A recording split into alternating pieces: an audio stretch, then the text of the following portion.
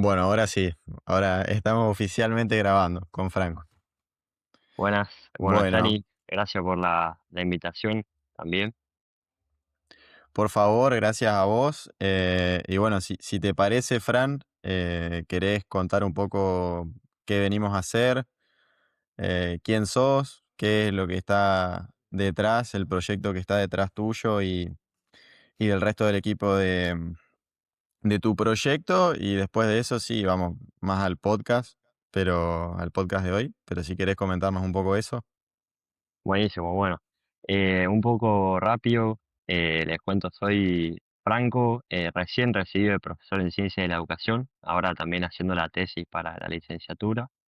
Em, bueno, siempre me gustó mucho el tema del desarrollo humano y la tecnología, entonces cuando apareció la inteligencia artificial, la primera pregunta que me apareció fue cómo podemos usar esta nueva tecnología para ser más humanos.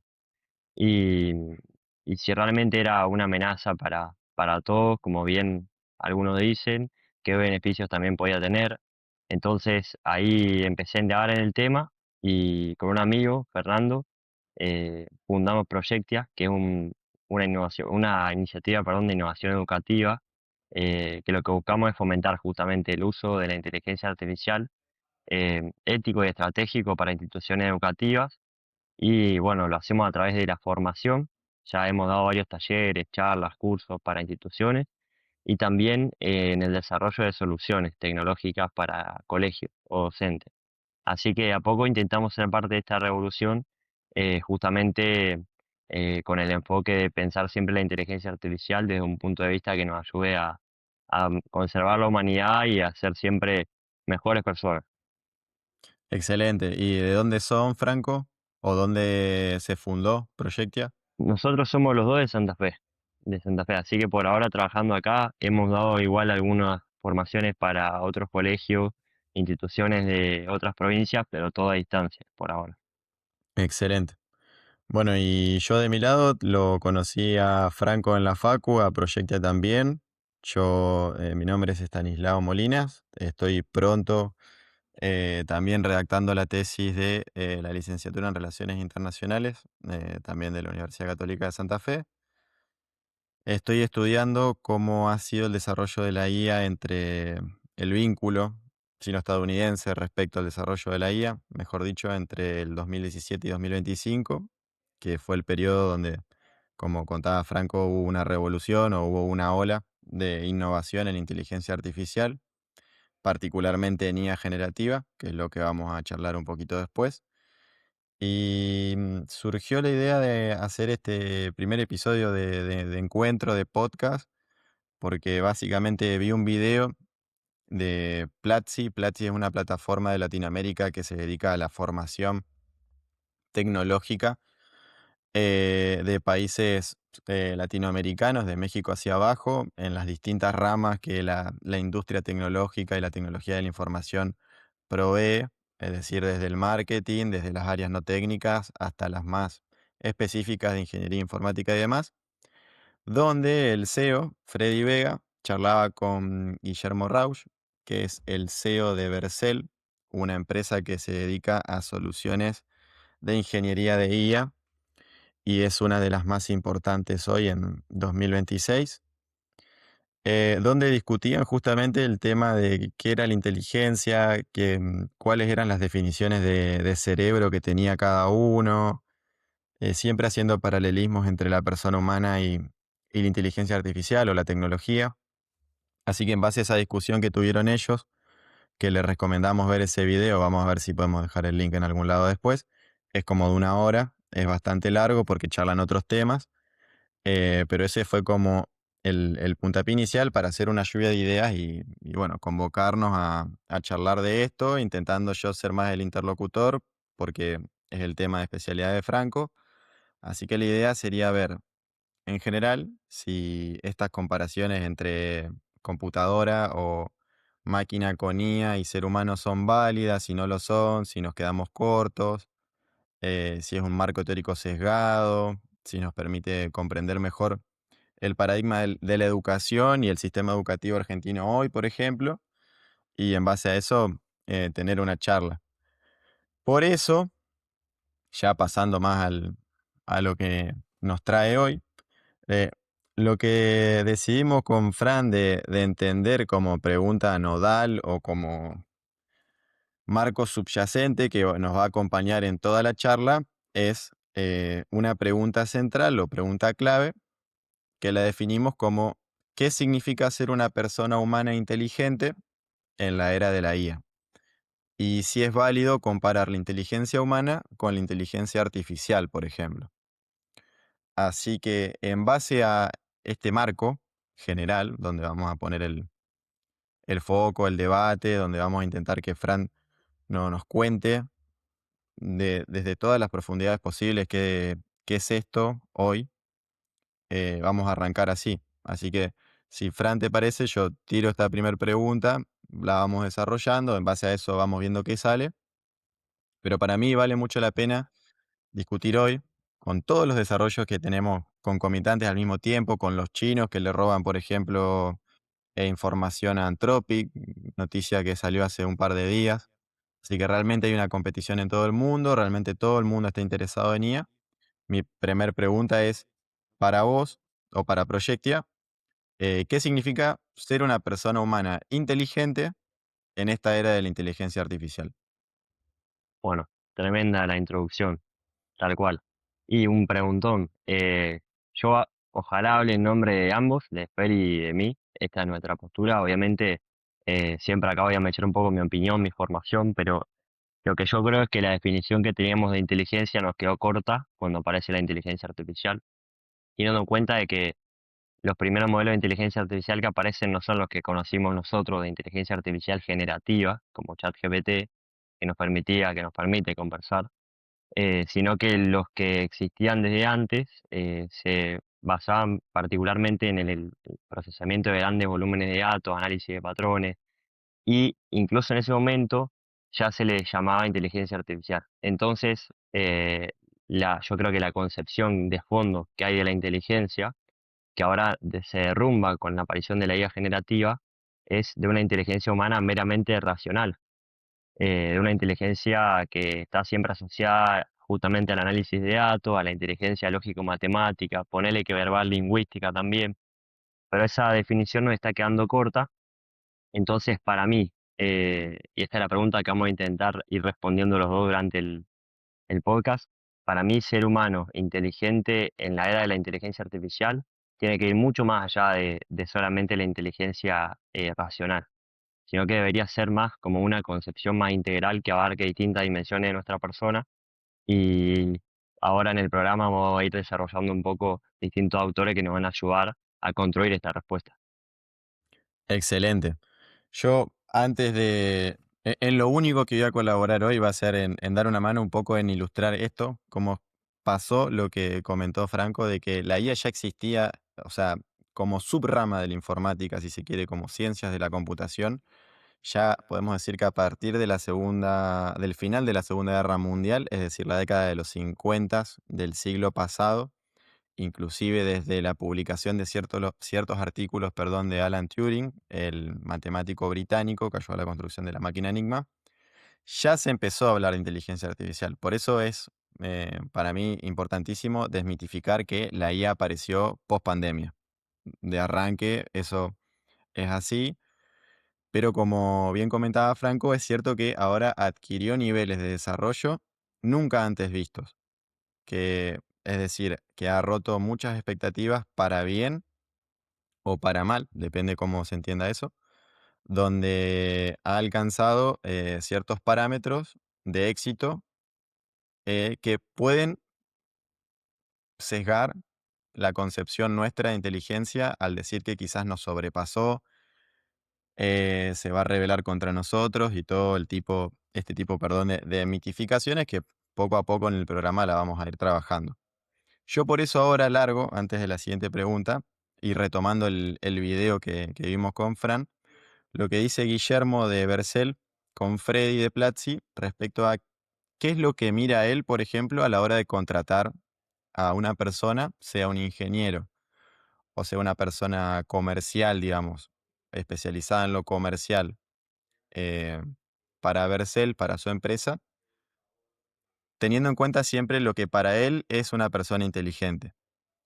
Guillermo dice que tiene un acrónimo, IGI, y de inteligencia, la G de Grindset, que quiere decir capacidad de trabajo, capacidad de meterle pulmón a las cosas, capacidad de darte maña, diríamos nosotros en Argentina, para resolver problemas.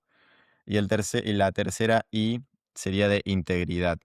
Ese sería su IGI como estructura, como marco, para comprender si una persona, si un ingeniero de software, por ejemplo, un ingeniero de IA, es inteligente o no. Yo te quería preguntar, Franco, ¿qué opinabas de esto antes de que pasemos a la siguiente pregunta? Porque creo que esto va relacionado a esta primera. O sea, para vos una persona humana inteligente también tiene que tener esto de inteligencia base, digamos, es decir, capacidad de aprendizaje rápido o de ciertas habilidades lógico-matemáticas con las que uno ya no es que nace, pero sí que las desarrolla a corta edad y con cierta facilidad, capacidad de trabajo e integridad humana, entendiéndola como empatía, capacidad de trabajo en equipo y demás. ¿Qué opinas de esto? ¿Para vos está bien? ¿Se queda corto? Bueno, está muy bueno lo que dice Guillermo. eh, Me gusta el acrónimo que hace también, es fácil de recordar. Y la combinación, ¿no? Esto de la inteligencia básica, la capacidad de meterte a fondo con lo que estás haciendo, y bueno, y la integridad. Yo creo em, que está bueno. Yo siempre cuando te escuchaba decía, bueno, lo que me decían a mí en el colegio, ¿no? Nunca puedes definir, nunca puedes para una definición usar la misma palabra. Entonces, cuando hablas de inteligencia básica o esta inteligencia de base, como la primera letra que aparece, yo pienso, bueno, pero no llego a entender bien qué está entendiendo él por inteligencia. Más allá de que obviamente para mí está buenísimo lo que dice de los valores, la integridad, el tema de la capacidad de meterse, el esfuerzo, de aprender, yo creo que sí, que tiene mucho que ver con la inteligencia, pero yo le daría una vuelta más de tuerca a esa definición. Por ejemplo, ¿en cuál de esos tres pilares vos sentís que se queda corto ese marco o particularmente dentro de lo que él piensa como inteligencia, pensás que no está describiendo al 100? También hay que entender que ellos dos discuten en un plano donde los dos son fundadores de empresas tecnológicas, así que no sé si parten con un sesgo, pero sí parten como de cosas de presupuestos sobreentendidos o de referencias que entre ellos mismos se pueden entender, quizás por eso no lo clarificó, o quizás no tiene una definición pura de inteligencia por inteligencia, y es donde un poco ese acrónimo, ese marco puede hacer agua por algún lado. Sí, tal cual. Yo creo que, bueno, como te digo, reforzaría el primer pilar que él dice, que es el de la inteligencia de base. em, Justamente por eso que vos decís, por ahí la disciplina de la que venimos nos sesga y, bueno, justo él viniendo, como vos decís, del palo más de la informática, de las empresas, es muy común caer en la definición que hablamos al principio de la inteligencia como algo meramente racional o muy orientado a lo lógico matemático. Yo creo que ahí, o sea, eso que él hizo de repartir la inteligencia básica, después la capacidad de aprender y después la integridad, yo creo que podría ser una sola cosa. Eh, pero bueno, esa cuestión de integrar todos esos tres pilares en una definición de inteligencia es muy difícil. Por eso es que si uno busca definiciones de inteligencia o quiere llegar a una definición concreta de inteligencia es muy difícil, más ahora que la inteligencia artificial nos pone en jaque y nos obliga a repensar lo que estábamos entendiendo por inteligencia. Ahí también sumo el dato de color que ya nos lleva a la siguiente pregunta, que es que Guillermo no terminó la secundaria, por ejemplo. Él fue al colegio Pellegrini de la ciudad de Buenos Aires, no terminó la secundaria. Cabe decir también que él desde los 11 años estaba trabajando en la industria informática como freelancer, es decir, teniendo sus propios clientes. Y a los 17, 18 años decidió mudarse solo a San Francisco para perseguir su carrera profesional como desarrollador de software. Eso es relevante decirlo porque justo es un caso de los que se ven pocas veces y de un éxito tan grande, por lo menos ahora con Vercel. Relacionado a esto viene la segunda pregunta, que va afinando la gran primera, ¿no? Que fue más filosófica y comprensiva. Es, ¿Qué es inteligencia para las ciencias de la educación y por qué esta disciplina es ciencias y no ciencia en sentido estricto también? Que es una buena anécdota que para mí vale la pena que la escuchemos. Bueno, Tremón también, para seguir debatiendo. La carrera que yo estudié es relativamente nueva. Eh, la ciencia de la educación la propone un tipo de apellido Mialaret, que él dice que necesitamos armar una carrera justamente que estudie de distintos puntos de vista el fenómeno educativo. Entonces, va a articular como las principales disciplinas que hacen a lo que es el estudio de la educación. Entonces, entre ellas se encuentra la filosofía, la historia de la educación, por ejemplo, ¿no? Cuento un poco de mi plan de estudio. La pedagogía, didáctica, tenemos sociología también, mucha psicología.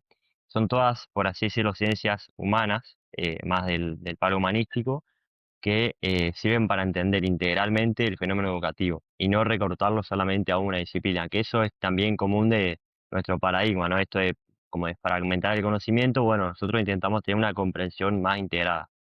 De ahí salen las ciencias de la educación, por eso en plural, y en nuestra carrera, bueno, el tema de la inteligencia, como te digo, es un temón porque lo estudiamos de primero a cuarto, e incluso lo terminamos debatiendo también en filosofía de la educación.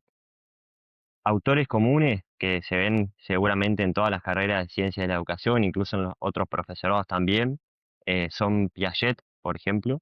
Piaget fue un biólogo suizo que él propuso, em, bueno, él propuso el constructivismo justamente. Lo que él dice es que nuestra inteligencia es una red de esquemas que se van adaptando una vez que entramos en conflicto cognitivo. Es decir, una vez que algo del entorno nos produce un desequilibrio interno. Entonces lo que hace el sujeto es buscar el equilibrio de nuevo adaptándose. Esta, justamente, esta reequilibración de los esquemas, él la divide como en dos procesos que hacen a la adaptación, que son la asimilación y la acomodación. O sea, yo asimilo esto que pasa y lo termino acomodando dentro de mi esquema. Tiene cierto paralelismo con todo lo que ahora los neurocientíficos hablan, ¿no? Esto de las redes neuronales, eh, otra vez paralelismo también con la inteligencia artificial, pero digo, cada vez que nosotros aprendemos algo, hay conexiones sinápticas que reforzamos, que creamos o bien que dejamos de usar cuando algo desaprendemos, por ejemplo. Entonces, tiene que ver con los principios también de esta teoría también de la neurociencia. Y después otro autor que vemos mucho también es Vygotsky, em, también pronunciado Vygotsky, yo siempre le dije de las dos maneras, la verdad que nunca me acuerdo bien cómo es que se pronuncia, pero él fue un psicólogo también eh, soviético, que él, bueno, él propone la teoría de la interacción con el entorno.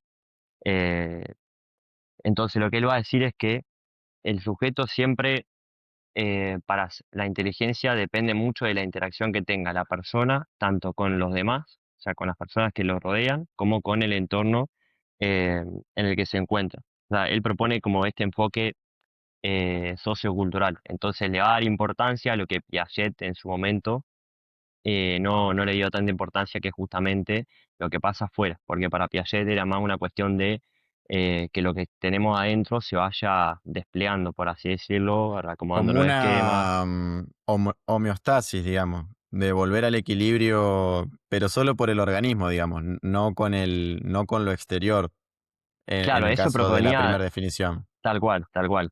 Y ayer le daba mucha importancia a la homeostasia, al equilibrio interno, al hecho de poder reestructurar los esquemas que tenemos. Y para él en todos los niños se va igual. Eso es importante porque él proponía un marco con ciertas etapas y demás. Ahora, Vygotsky le da importancia a la parte que le faltó a Piaget. Entre los dos son muy complementarios, por eso te digo que vemos los dos, a la parte del entorno. Entonces él va a decir que a través del lenguaje y de las herramientas que tenemos a disposición, vamos aprendiendo. Tiene un concepto muy interesante, que está muy bueno. Le falta un poco de desarrollo para mí, pero aún así está muy bueno para tenerlo presente, que es el de la zona de desarrollo próximo, eh, que es la típica de, por ejemplo, no sé, Tania, ¿a vos te gusta algún deporte? No sé si el fútbol, ponele. Sí, sí, me gusta el Sí. fútbol. Bueno, si vos querés mejorar, lo más lógico sería ir a jugar con gente que juegue mejor que vos, ¿o no? Exacto. Bueno, esa es la zona de desarrollo próximo. Lo que él dice es que cuando nosotros tenemos a alguien que esté unos niveles, unos pasos por encima nuestro, que nos ayude a llegar a esa zona, aprendemos mucho más rápido. Pero tiene que ser justo ahí donde nosotros podemos llegar. O sea, si alguien viene, tal vez, no sé, vos te pones a jugar, obviamente, con Messi, y para vos va a ser un esfuerzo Imposible. tremendo, claro. En cambio, si alguien que juega un poco mejor, capaz, pero que está a tu alcance, digamos, que vos podés llegar a jugar como él, se pone a jugar con vos, seguramente mejores rápido. Eso a él le llama andamiaje. Es cuando un adulto generalmente que sabe más que nosotros viene y nos ayuda a seguir progresando en eso que estamos buscando y que está a nuestro Bien, alcance, o sea, que tenemos el potencial para hacerlo. bien, bien, bien. Yo solo sumar a esto que, como contó Fran, esto del tema de las redes neuronales y la IA, y también me llama mucho la atención de que en ciencias de la educación también se hayan hecho estos paralelismos desde hace mucho tiempo, quizás, porque como dato de color también el desarrollo de la IA como disciplina científica, si se quiere, o como subcampo dentro de las ciencias informáticas, empieza con la publicación de un artículo de McCulloch y Pitts, que dos norteamericanos, donde buscan desarrollar un modelo matemático de una neurona. Intentan desarrollar una neurona humana sencilla, o sea, de conexión simple, explicado con matemática y cómo funcionaría.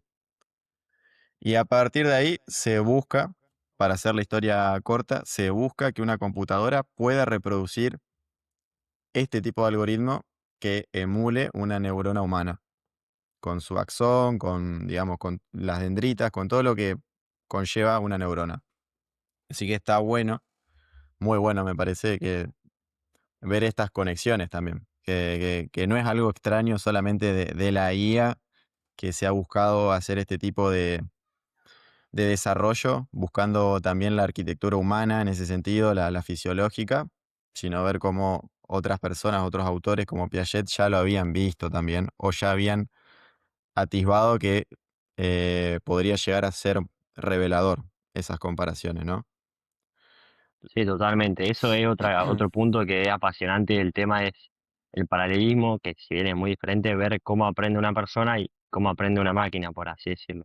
Por eso también Exacto, me entusiasmé con el tema, porque está buenísimo para estudiar estas concepciones que tenemos de fondo, ¿no? De por qué elegimos llamar la inteligencia artificial, por qué elegimos imitar el cerebro para armar estos modelos. Entonces, te ayuda a entender un montón de cosas, tanto de la persona como de todo el mundo, más de la computación y de la inteligencia artificial. sin dudas, y comparto, y por eso si te parece vamos a la siguiente, que va justamente concatenándose con lo que venimos charlando, que es ¿por qué una comparación humano-máquina o el binomio humano-máquina, humano-computadora es insuficiente? ¿Por qué no alcanza o por qué vamos a quedarnos con una definición escueta de, de lo que es una persona, de lo que es una máquina y de lo que es inteligencia en ambos casos? ¿Por qué no nos sirve, digamos, esa comparación?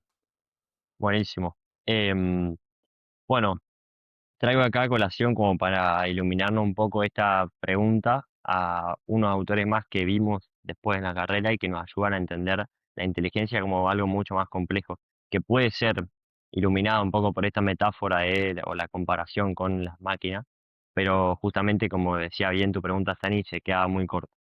Em, Bueno, por ejemplo, nosotros vimos, no sé si lo conocerán a Gardner, Howard Gardner, psicólogo también, que él propone la teoría de las inteligencias múltiples.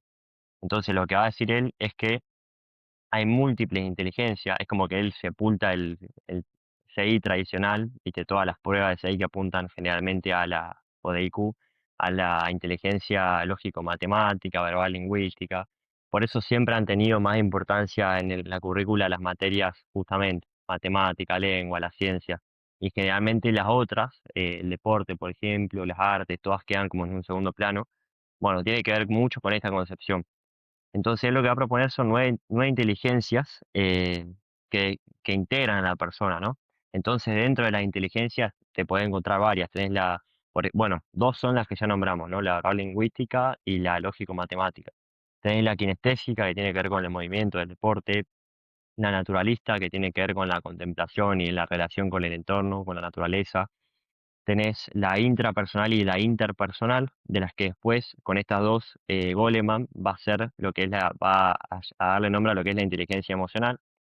Tenés la visual espacial, tenés la musical, y ahí estamos, ahí están las 9. Pero bueno, él propone esos 9 tipos de inteligencia, perdón.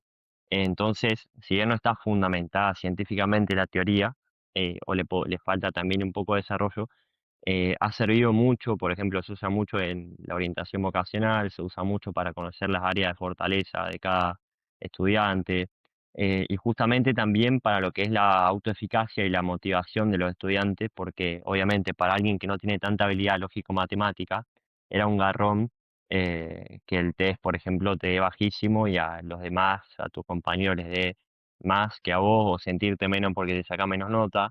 Y esto es como lo que hace es justamente revalorizar todas esas personas que tal vez tienen talentos para otras áreas que no fueron tan valoradas, por ejemplo.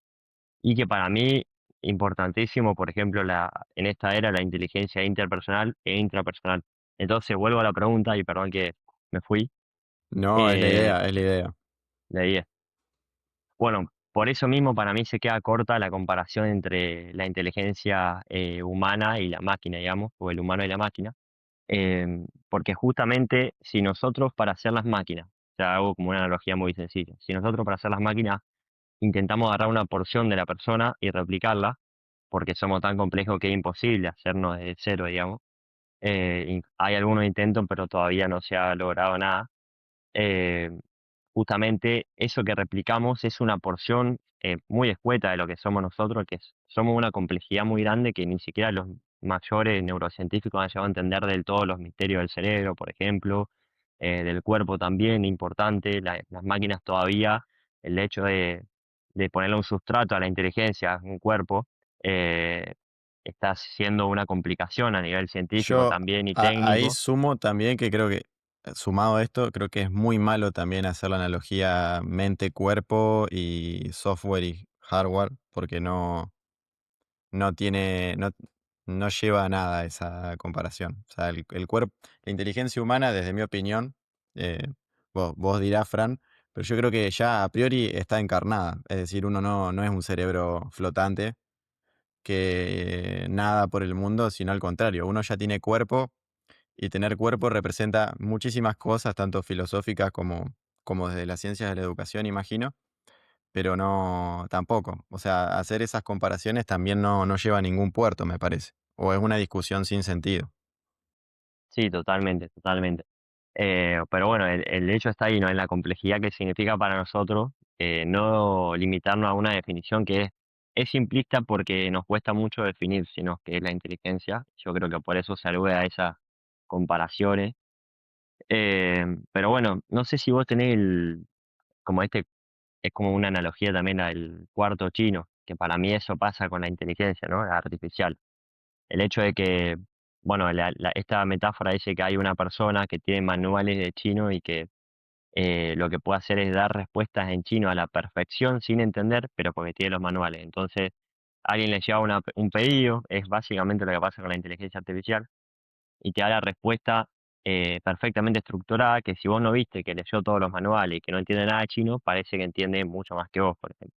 Bueno, eso en el fondo es lo que pasa con la IA, o sea, tiene la capacidad de computar datos en segundos, tiene la capacidad de manejar millones de datos, de analizar patrones muy complejos, que eso obviamente nos supera un montón. Ahora genera también videos, imágenes, audio.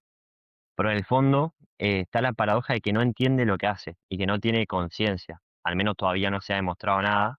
Y para mí sería muy complejo pensar en una máquina consciente, que están todas las teorías ahí, obviamente, conspirativas y demás, pero eh, para mí gran parte de ser una persona inteligente pasa por eso también, por ser autoconsciente, eh, por integrar las distintas dimensiones de la inteligencia, por tema de inteligencia con propósito, que ya lo vamos a hablar un poquito más adelante, un concepto que a mí me gusta también para ilustrar esta definición de inteligencia ahora. Además está bueno, me gustó mucho lo de integrar inteligencias. Creo que eso es algo que todavía solo el ser humano lo puede hacer, de poder tomar, por ejemplo, alguna de estas 9 que mencionamos, más allá de si tienen sustrato no científico, pero eso me parece que es algo muy humano, porque uno cuando está resolviendo un problema o está realizando una operación, sea corporal o sea intelectual, está pensando en diferentes dimensiones al mismo tiempo y luego lo que produce o lo que responde es una integración de todo esto.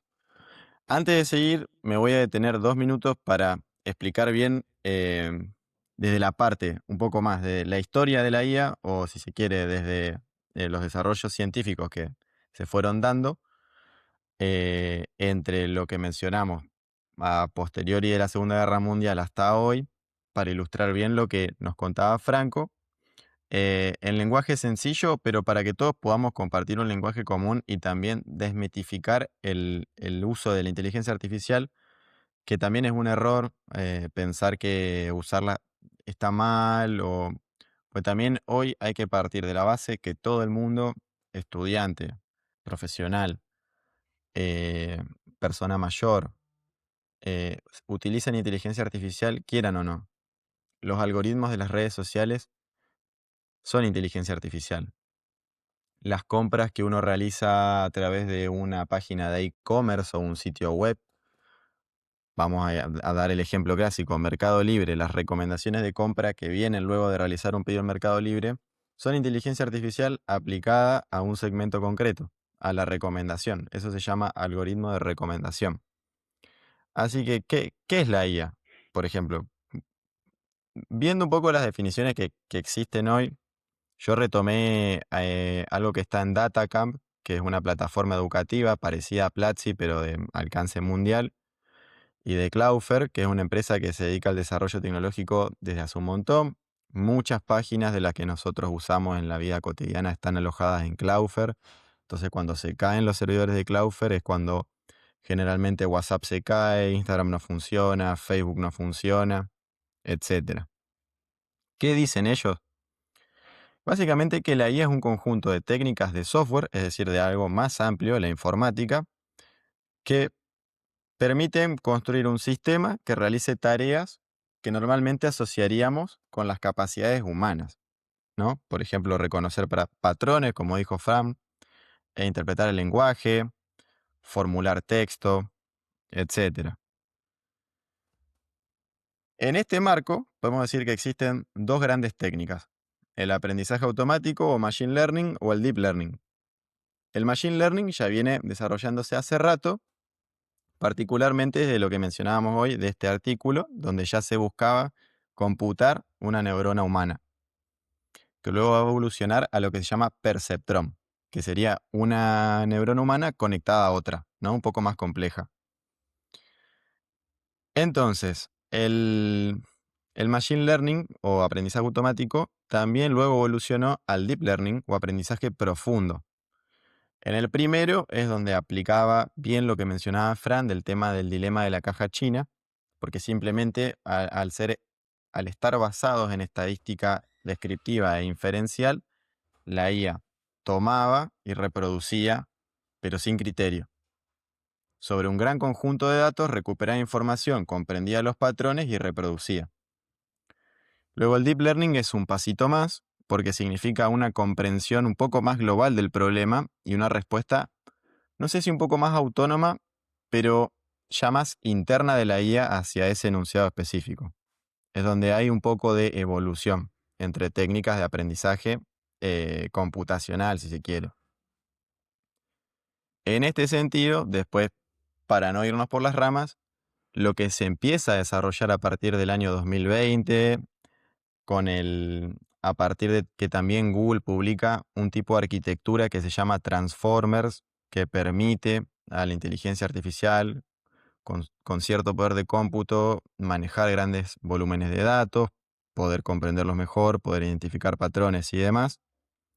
Aparecen los LLMs o grandes modelos de lenguaje, que también, de forma sencilla, son sistemas de IA diseñados para comprender y generar lenguaje natural o programación de lenguaje natural es decir, lenguaje humano, palabras, no código, no resolver problemas en Python o en JavaScript, sino directamente en lenguaje humano, particularmente el inglés, que también ese es otro tema de debate porque generalmente los datos disponibles hoy están en inglés y eso produce que también estos sistemas de IA trabajen mejor en inglés. Y estos grandes modelos de lenguaje funcionan eh, con dos cosas, podemos decir. Haber sido entrenados con grandes volúmenes de datos, gigantes, a partir de eso haber hecho una compresión del mundo, que también esto es muy interesante porque se relaciona a lo que decía Fran. La IA no tiene acceso al mundo como lo tiene un ser humano con su cuerpo. La IA puede tener una reproducción sintetizada del mundo. Por ejemplo, OpenAI utilizó los datos recopilados por Common Crawl, que fue una ONG que se dedicó a copiar todas las páginas existentes de Internet hasta un momento dado, y lo que hicieron básicamente con sus primeros modelos de GPT fue utilizar esa compresión del mundo para entrenar a esa IA, ¿no? Entonces, por eso GPT después tiene el éxito que tiene, porque parece que conoce el mundo tanto como lo conoce un humano. Pero hay que tener en cuenta que es una compresión, ¿no? No es el mundo empírico real que nosotros podemos tocar. Y luego de esto, para ir ya como llegando a la actualidad, ¿cómo funciona el LLM o gran modelo de lenguaje? Básicamente opera con un proceso matemático y secuencial, donde las unidades de texto o datos, es decir, lenguaje natural, se procesa en tokens que vendrían a ser sílabas, si se quiere, o similar a las sílabas de las palabras, se va fragmentando y se van alojando en vectores numéricos, conocidos como embeddings o embebidos. Y estos representan en un espacio matemático, es decir, un vector, elementos que pueden estar semánticamente relacionados o lejanos.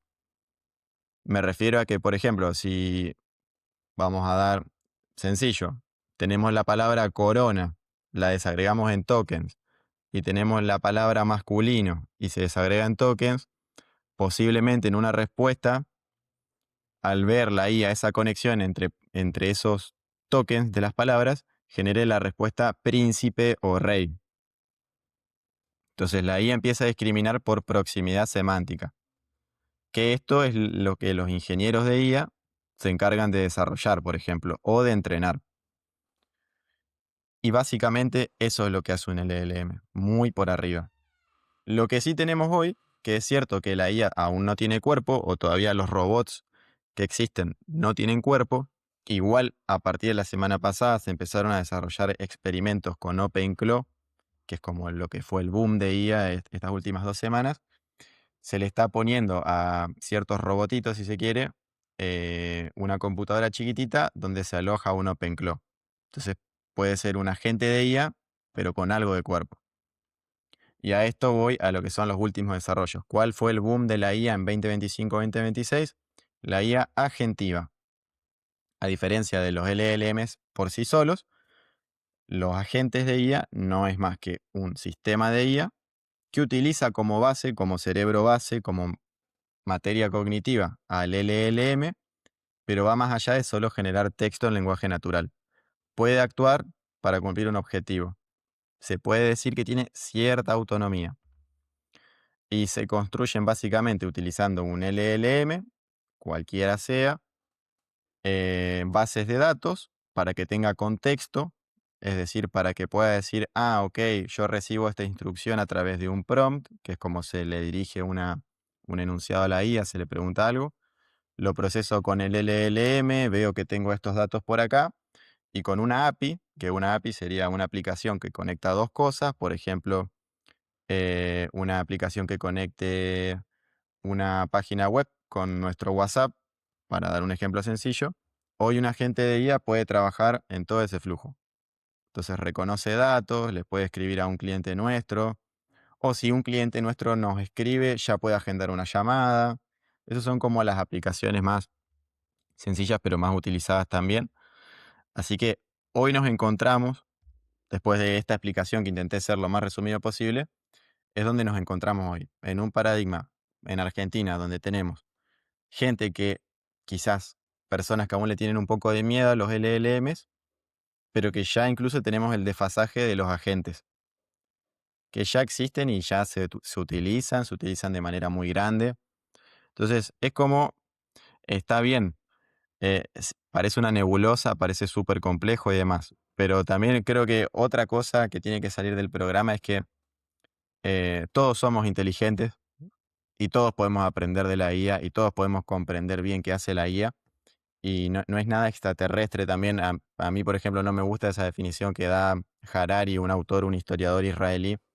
No creo que la IA sea un alienígena, no creo que es algo de otro mundo, sino simplemente sí abruma la cantidad de, no solo desarrollos, pero sino avances, que todos los días, todas las semanas, y eso no es humano, porque en general la historia me parece que ha demostrado que el ser humano no puede evolucionar tan rápido, somos más procesos, si se quiere, porque también vivimos en sociedades y demás.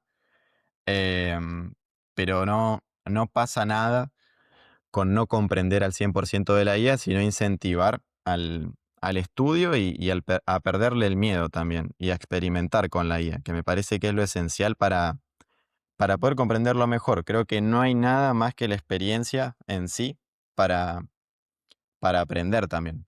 No solamente desde la parte teórica, pero sino también desde, bueno, experimentamos, vemos qué sensaciones tenemos, perdón, y, y vemos. En base a esto, y ya no interrumpo más, voy a la Pero siguiente no, está bien, pregunta. está bien. Tremendo el pantallazo general, la historia de la IA resumida en 5 minutos. Muy Sí, bueno, sí, te lo resumo así nomás, pero muy bueno, muy bueno. creo que para mí está bueno que eso, plantear en dónde estamos, y en base a esto voy con la siguiente pregunta, que Bien. ya va más afinando a lo que discutíamos hoy de Guillermo, que es, Franco, ¿por qué no es lo mismo inteligencia, aprendizaje y rendimiento? ¿Por qué no son sinónimos? ¿O nos quedan insuficientes de nuevo? Bien, muy buena esa pregunta. Bueno, yo creo que está muy buena para pensar. Creo que se suele meter a esos tres conceptos en la misma bolsa generalmente o se confunden en la práctica, por más que tengamos definiciones como separadas para cada uno. La inteligencia como proceso es lo que decíamos antes, ¿no? Para mí es un proceso dinámico eh, que involucra el aprendizaje, o sea, que lo comprende, pero que es justamente eh, la adaptación del sujeto al entorno y a los desafíos que se va encontrando para ser cada vez más eficiente y adaptativo con lo que el entorno le trae, ¿no? Entonces, es una definición muy general que la acabo de hacer, pero es lo que es para mí, y que el sujeto hace uso de todas las capacidades que tiene para afrontar esos desafíos que se va encontrando. Entonces, ahí nos encontramos, por ejemplo, con una definición interesante que era la de, ahora no me voy a acordar el nombre, lo tenían por acá, eh, acá, Raymond Cattell, ahí está, el psicólogo. Entonces, lo que él dice es que hay dos tipos de inteligencia, la inteligencia fluida y la inteligencia cristalizada. La cristalizada, bueno, puede ser más alusiva justamente a la inteligencia artificial, por ejemplo, a lo que suele manejar, que es todo lo que yo he aprendido a lo largo de mi vida o el conocimiento más de tipo técnico, cómo lo uso para resolver problemas, ¿no? La inteligencia fluida es la intuición, básicamente. Lo que disponemos todos nosotros para resolver problemas, perdón, que se nos presentan y no tenemos tiempo para pararnos a pensar, tal vez. O de todo lo que sabemos, hacemos una combinación sin saber lo que estamos haciendo y resolvemos el problema de una forma original, creativa, que no se nos hubiera ocurrido si nos sentábamos a analizar el problema y a fragmentarlo, bueno. Entonces, la inteligencia justamente es ese proceso para mí, que nos permite responder a los desafíos que nos va trayendo la vida, de forma integrada, con todas las dimensiones de la persona. Dentro de eso está el aprendizaje, ¿sí? El aprendizaje como capacidad justamente de adaptación, el aprendizaje como capacidad de reestructuración, eh, de nuestra visión, de nuestra forma de entender las cosas, em, está comprendido dentro de la inteligencia, ¿sí? El aprendizaje es esta capacidad de eh, justamente sintetizar todas esas cosas que vamos viendo, los contenidos que vamos aprendiendo, la experiencia que vamos teniendo, ir armándonos nosotros con elementos, con herramientas, eh, para responder a los distintos desafíos, ¿no? Entonces, el aprendizaje está comprendido dentro de la inteligencia. Y el rendimiento, a ver, yo creo que acá tenemos que hacer una distinción otra vez entre el rendimiento, eh, el rendimiento natural, digamos, y el rendimiento percibido, que es el que se evalúa en las escuelas o en las instituciones educativas. El rendimiento de por sí para mí es justamente eso, con todas las capacidades que vos tenés, hacer lo mejor posible. Yo creo que ahí eso sería el rendimiento máximo para cada uno de nosotros, Bien, porque cada uno de nosotros va a rendir distinto, porque somos todos distintos. Ahora, el rendimiento percibido, el que evalúa en la institución educativa, siempre es una versión como acotada de ese rendimiento porque no se puede evaluar por completo justamente a la persona en una prueba, por ejemplo. Entonces, yo creo que ahí distinguiría de esa forma esos tres conceptos. No sé si quedó claro, no sé si... yo creo que sí. Eh, y también en tu opinión, Fran, Ujú. para alcanzar alguno de estos tres, eh, ¿es necesario pasar por educaciones educativas o es una cuestión que también se desarrolla de forma natural en otros ambientes en los que un ser humano se desenvuelve? Ajá, bueno, está buena esa pregunta. O sea, yo creo que las instituciones educativas vienen a servir justamente a la educación, pero no son la educación.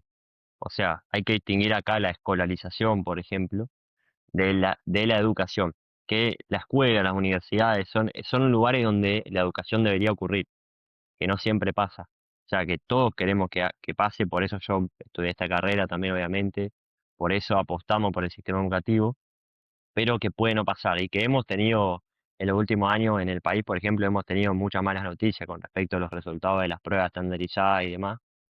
Sí, Yo creo que yo no es condición sine qua non, lo traía a colación por justo el sí, ejemplo de Guillermo, que habíamos comentado que era súper interesante porque el tipo no está bien, es un fuera de serie, desde muy chico hizo cosas muy adelantadas y muy aleatorias también a lo que se espera de un niño de 11 años, que no es lo normal que esté programando y teniendo clientes de manera con freelancing y haciéndolo remoto, pero sí creo que demuestra cómo es un chico que, porque él en la entrevista que tiene con Freddy Vegas, y no es que es en otra y me estoy confundiendo, él menciona, sí, yo fui al Pellegrini, dejé el último año, me peleé con mi mamá porque dejé el último año, o la convencí, dice, de que no era necesario en mi caso atravesar todo el ciclo de escolarización hasta la parte universitaria, porque él dice que justamente en el Pellegrini, que creo que depende de la UBA, no estoy seguro, él ya tenía acceso a profes universitarios. Entonces muchos profes que daban también cátedras en la universidad le daban clases a él. Y él, porque ya tenía un talento base o una curiosidad extrema, comenta, bueno, sí, pero yo ya veía las series de Fourier, que es un concepto matemático súper avanzado, que se da en ingenierías, en cuarto año de la secundaria. Entonces dice, yo si bien tomé la decisión de salir y no seguir ese camino, yo ya tuve acceso a lo que se espera de un estudiante en una instancia mucho más avanzada que él.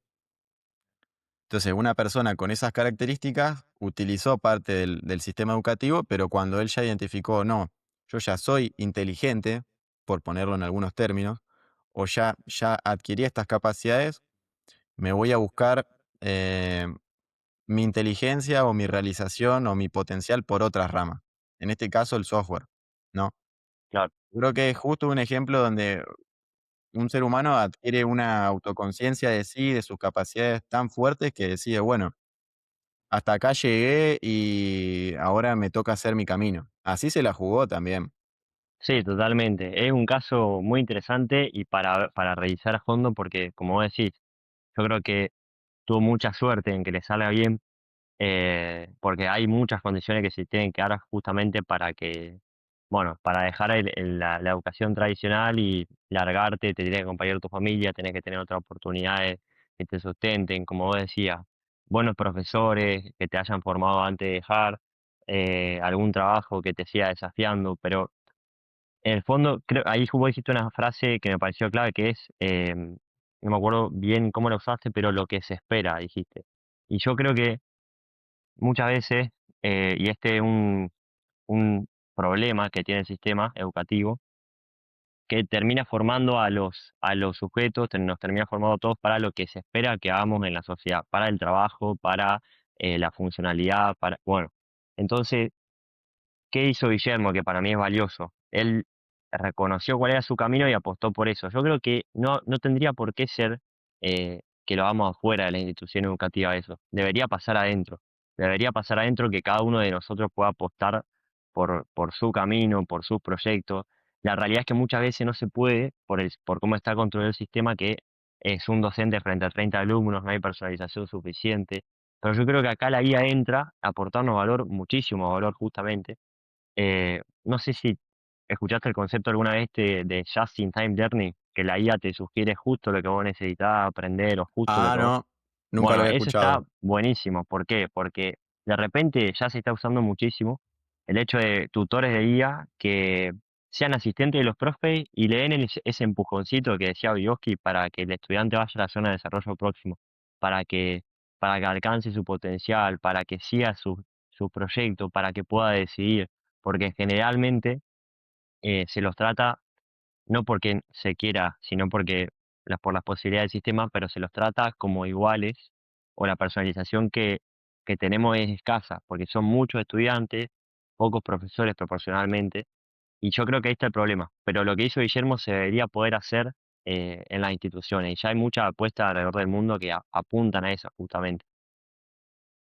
Yo ahí, por ejemplo, no es por hacer publicidad, pero sí reconozco que por lo menos en mi camino universitario, sí tuvimos la suerte de, al no ser tantos, de que uno tenía acceso a sus profesores inmediato. Entonces, si uno realmente despertaba curiosidad, de alguna forma eh, podía personalizar aún un poquito más su experiencia de aprendizaje por encima de la currícula propuesta. Me refiero a que en mi caso, yo si en una materia, dentro de una unidad, me superinteresaba un tema, yo tuve la chance de poder levantar la mano, de acercarme al profesor, che, profe, ¿qué opina sobre este tema? ¿Qué lectura me recomienda? ¿Qué me recomienda hacer? ¿Por dónde me recomienda ir? Que eso, no sé, en una institución donde se puede dar el caso de que sea una cantidad exagerada de alumnos, se pueda llegar a tener una conexión así o un trato uno a uno de esas características con el docente, que también supongo que pasa y yo personalmente, si no tengo esas interacciones, creo que no puedo evolucionar tan rápido en mi aprendizaje. O sea, gran parte de lo que yo siento que recorrí se debe a poder interactuar así con los profesores o con la Totalmente. persona que esté impartiendo el contenido, digamos. Porque si no, siento que esa brecha también o por vergüenza o por que no hay tiempo, no se maximiza el tiempo de educativo, en síntesis. Totalmente. Bueno, nosotros hoy que venimos de colegio donde seguramente los cursos eran más grandes, yo también tuve el caso de que en la universidad éramos 8 en la comisión, entonces, tal cual, es como decir, uno no sabe lo que es hasta que lo vive, porque realmente ser tan poco y tener relación con los profesores es otra cosa, o sea, aprendés muchísimo más rápido, el profesor te conoce, o sea, ahí yo ya iría, la IA pasa a ser prescindible, viste esto que te decía de un asistente que ayuda al profesor.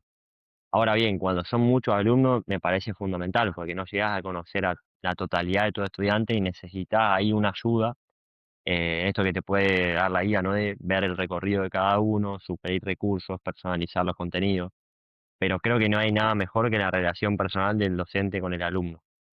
La mejor forma de educación para mí es esa, porque justamente, volviendo al tema del programa, abarca a toda la persona, ¿sí? No solamente a la dimensión lógico-matemática, la inteligencia, no solamente o sea, sino que se basa en la relación entre dos personas.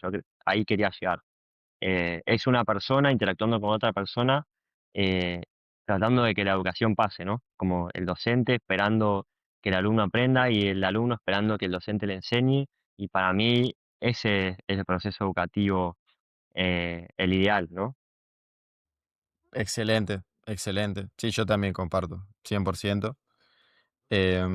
Por eso, la siguiente es, ¿cómo se manifiesta la inteligencia en las instituciones educativas? O o qué se espera por inteligencia en las instituciones educativas, ¿no? Hablando en términos de Argentina 2026, Latinoamérica sí es un poco más extendido, y a raíz de esta irían cómo se mide y qué es inteligencia en la praxis, en la práctica. Bien. Em, bueno, preguntón también. Bueno, yo creo que la inteligencia desde las instituciones educativas, digamos, se manifiesta en todo momento de los estudiantes, no solamente en una materia, no solamente en las pruebas, sino que nosotros somos capaces de, a ver, nosotros hacemos uso de nuestra inteligencia todo el tiempo y los docentes o las personas que estén en la institución educativa son capaces de percibir todo el tiempo también la inteligencia, el desenvolvimiento de un estudiante, justamente frente a los desafíos que van apareciendo, frente a las exigencias de la institución y demás. Em, entonces, yo creo que em, es una manifestación, o sea, es una manifestación muy compleja que no puede llegar a ser conocida a fondo por la institución y que solamente uno es capaz de darse cuenta si realmente está haciendo uso de toda su inteligencia o si podría dar más, digamos. Eh, es la típica, bueno, en filosofía de educación charlábamos el año pasado, esto de solamente uno puede saber qué tanto está educado, porque solamente uno es capaz de conocer o de sentir, che, yo doy para más, o che, estoy llegando acá a mi límite, che, esta es mi área, che, esta no.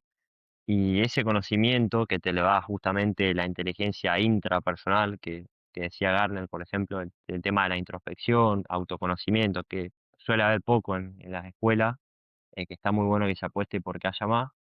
Es es la única forma de realmente conocer a fondo si uno está haciendo uso de toda su inteligencia. Pero más allá de eso, y para no ponerme tan filosófico, en la práctica eh, se usan mucho las pruebas a aprender y las pruebas PISA. Las pruebas aprender y las pruebas PISA son dos pruebas estandarizadas que se distribuyen en los colegios y que tratan de medir cada vez más a fondo eh, justamente el rendimiento, esto sí sería como más el rendimiento percibido de los estudiantes. Em, pero bueno, lo que hacen esas pruebas justamente es como darnos un panorama de cómo está la educación del país, ¿no? Em, y en esas pruebas hay múltiples desafíos, no solamente los tradicionales que conocíamos, por ejemplo, cuando hablábamos del test de IQ, sino eh, apunta a la resolución de problemas más integrada o de distintas disciplinas. Así que bueno, esa es una forma que tenemos, por ejemplo, en las escuelas de medir la inteligencia. Bueno, un caso que traigo que ahora se me prendió la lamparita. En el colegio que yo fui hay algo que está muy bueno, que más allá de esas pruebas estandarizadas, lo que se hacía era se planteaban como tres dimensiones de la persona, entonces de esa forma se entendía al estudiante, eh, y en dos dimensiones que era la cognitiva y la socioafectiva, la evaluaban los profes que estaban todo el tiempo con nosotros, y en una dimensión lo evaluábamos nosotros, que era la dimensión espiritual, que se suponía que esa dimensión es como la más privada, la que los de afuera no pueden tener acceso a. Entonces, estaba muy bueno eso porque tratábamos de tener una comprensión integral de la inteligencia, que para mí es justamente toda la El persona. objetivo. Entonces yo creo Bien. que por ahí tenemos algunas pistas de cómo evaluar también más a fondo, mejor, de manera más integral la inteligencia. Yo lo que estaba buscando recién para sumar a esto es que Google Gemini o Gemini 3 DeepThink o pensamiento profundo superó en su lanzamiento, esto fue hace una semana más o menos, una evaluación que se llama el último test de humanidad, que es una evaluación agregada de distintos parámetros que intenta evaluar justamente el rendimiento de los LLMs en enunciados, problemas o razonamientos que son muy propios de una persona humana. Y por ejemplo, este último modelo de Google registró un 48,4% en el razonamiento académico sin utilización de herramientas agénticas. Herramientas agénticas o agentivas son poder acceder a páginas web, poder acceder a distintas bases de datos, sino el modelo con sus datos de entrenamiento llegó a un 48,4 respecto a Claude Opus 4.6, que es el otro gran modelo que se utiliza para las funciones de código. Esto lo utilizan más los programadores, por ejemplo, que está en un 40%. Entonces, no es todavía alarmante, pero sí demuestra cómo cada vez se va exacerbando la respuesta de estos modelos o la capacidad de estos modelos de emular justamente lo que veníamos charlando hasta ahora de inteligencia humana. En este caso particular, en el razonamiento académico, que es uno muy específico, que también creo que no es para paragonar con todas las inteligencias porque es un mundo en sí mismo, ¿no? La academia es un nicho en sí mismo. Pero sí vemos cómo esto no para de avanzar. Y lo conecto con lo que mencionaba Fran, ahora ya estamos casi cerca de lo que serían las reflexiones, pero sin duda que la parte espiritual no, para mí no es menor, o poder entender que un ser humano está compuesto por distintas aristas, que al mismo tiempo eso hace que sea muy difícil de definir, me parece, no solo las inteligencias, sino si de verdad tenemos que tener rendimiento en en todas las áreas, o todas las dimensiones que nos componen o no, porque por ejemplo la filosofía creo que no tiene un fin en sí mismo, es decir, la filosofía como disciplina, ¿no? Si se la entiende, es filosofía por filosofía, es decir, un autodescubrimiento de la persona, pero no busca concretizar algo con valor mercancía o capitalizable. Entonces eso también para otro debate, puede ser para el próximo episodio, es qué partes o qué inteligencias humanas tienen que estar apuntadas hacia el rendimiento, a generar valor, y cuáles a veces no, como la musical, la artística o la deportiva, que eso estaría bueno debatirlo porque acá también en Latinoamérica se utiliza mucho al deporte, em, con la educación como fusión, como binomio, para poder salir adelante y poder progresar. El- Ujú, la famosa beca deportiva o si tenés buen desempeño deportivo, conseguís tales beneficios en términos educativos o viceversa. Así que eso lo dejo como lluvia de ideas para lo que venga y paso ahora sí a las reflexiones finales, sobre todo del lado de Franco, sobre lo que charlamos hoy. Y para volver a cerrar y retomar lo que vimos al inicio, em, ¿cuál es tu opinión o tu conclusión preliminar respecto al acrónimo este de Guillermo, el de inteligencia, capacidad de trabajo o capacidad de foco y esfuerzo, más integridad?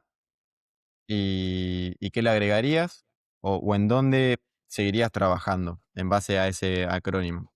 Para como cerrar todas las partes que vimos a lo largo del programa. bien, buenísimo. Bueno, creo que el primer punto de la inteligencia base lo podemos ampliar bastante, el hecho de entender más a fondo la inteligencia. El segundo punto de la capacidad de foco, de esfuerzo, de trabajo. Ahí yo creo que hay una clave que es que siempre que nosotros decimos capacidad de foco, de esfuerzo, hablamos de un objetivo. Entonces, eso me parece que es un distintivo que tenemos que tener nosotros, que es la inteligencia a propósito, ¿no? Saber a dónde apuntamos, qué problemas queremos resolver, en qué situaciones o qué problemas queremos depositar nuestro esfuerzo, nuestro tiempo, nuestra energía, cuáles son los problemas que valen la pena resolver, para qué vamos a usar inteligencia artificial. Esa inteligencia, como más, por así decirlo, perdón, como más trascendente, o de pensar en el propósito de cada cosa, yo creo que es un distintivo nuestro y que por ahora, por más que existan los agentes, como vos bien decías, Stani, los que seguimos definiendo los objetivos somos nosotros. Entonces, ahí yo creo que radica una diferencia principal y que nosotros tenemos que hacer uso, que es la inteligencia de propósito.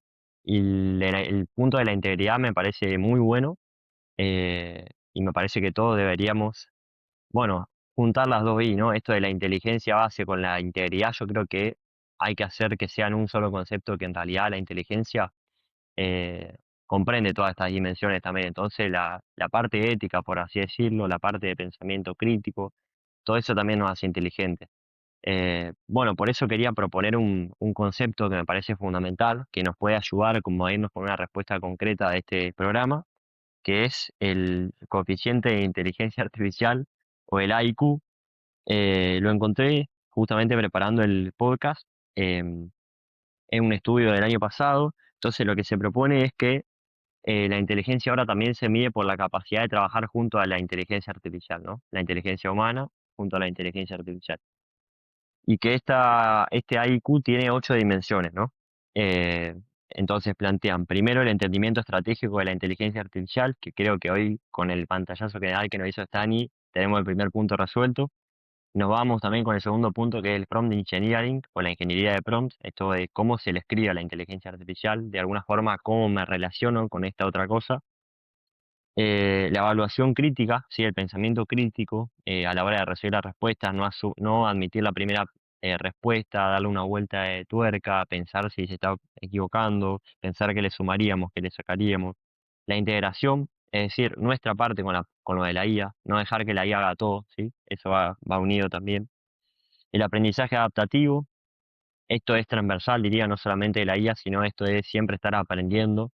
Bueno, el segundo punto que decía Guillermo, siempre meterle, siempre tener mucho foco, capacidad de adaptación. Esto de estar siempre como absorbiendo el entorno, pero críticamente.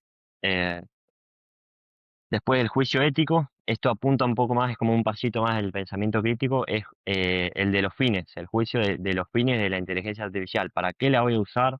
¿Esto me hace más humano? ¿Esto le hace bien a alguien? ¿Esto puede aportar valor a, bueno, sea el fin que sea, ¿no? Pero digo, eh, pensar en los fines, para qué estamos usando la inteligencia artificial, hacia dónde queremos que vaya. La sensibilidad contextual, que es adaptar las respuestas al contexto.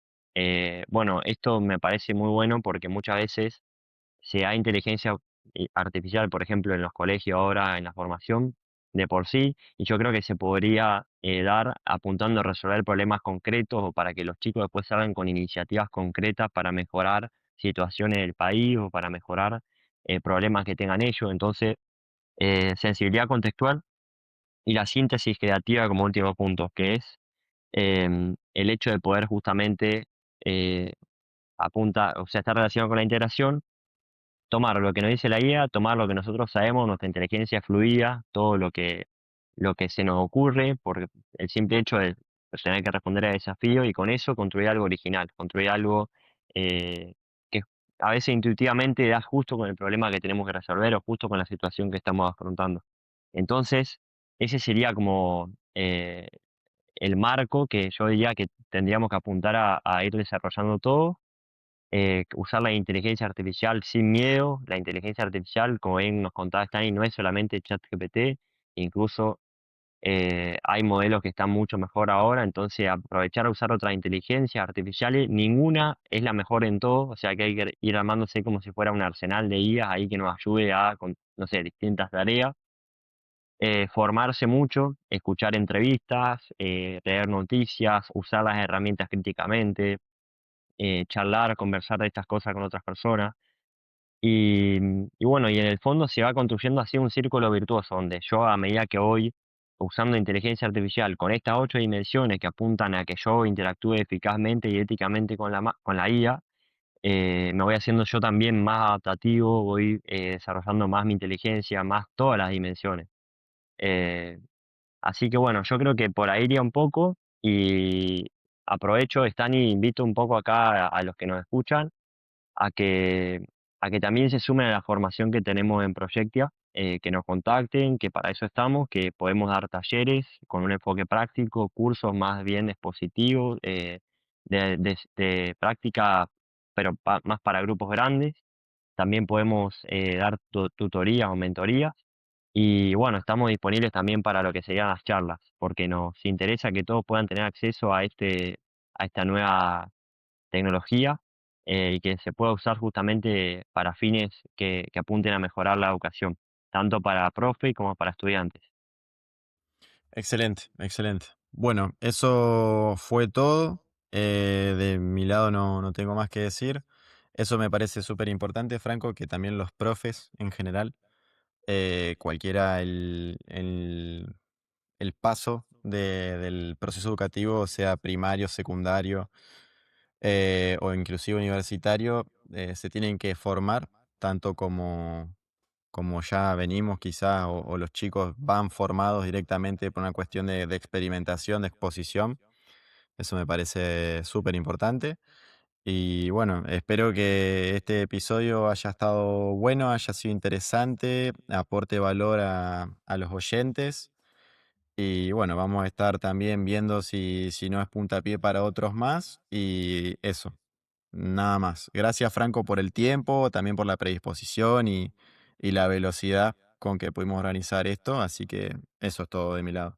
Bueno, gracias a vos, Stani, también por la invitación, la oportunidad, a todos los que nos escucharon, ojalá que sí, yo creo que va a servir mucho, y ojalá que sí, sea la oportunidad para abrir un debate entre nosotros, entre los que nos escuchan, y para que todos vayamos adaptándonos a todo esto, que puede sacar muy buenos frutos también si lo hacemos con conciencia. Así que bueno, te agradezco, Stani, y ojalá que sí nos encontremos en otra oportunidad.